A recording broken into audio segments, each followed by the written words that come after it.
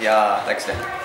Nonii, tere tulemast. Täna meid telliti siia Saani poolt, et me teeksime ühe intervjuu mõne õpilasenduse esimesega. Või nii.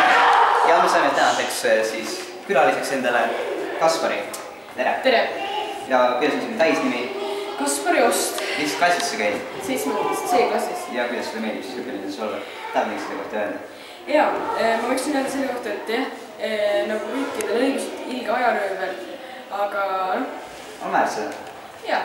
Ma olen kindel. No nii, meil on nüüd paar päris tähtsad küsimusi, mida tahame teilt teada. Võtame natuke siis nagu kaaluda niimoodi näkku, eks. Mis on teie lemmikjäätis? Šokolaadijäätis. Miks šokolaadijäätis? Ma ei tea, mulle meeldib just mõnusad magusad. No nii, kui sa sööd jäätisse, siis sa vaatad nagu arvutit, mis on sinu lemmikveebsait, kus kõige tihedamalt tegema? YouTube või Facebook. No nii, üks küsimus, kas teid meeldib, kui teil kaamera näos on? Natukene. Tore, olgu, siis ma võtan ära. Nii.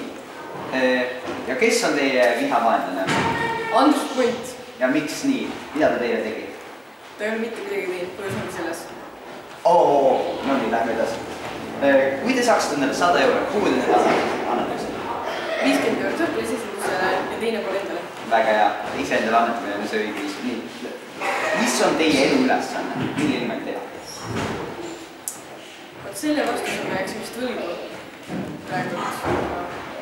Küsimuse juurde milleks on? Kes on parem? Kas Batman või Superman? Batman. Nonii, on ta veel midagi öelda? Margus Mauer. Power level over 9000. Nonii, ja nüüd me soovime, et te laulaksite oma lemmiklaulma. Ma küünisin seda. Küünisin?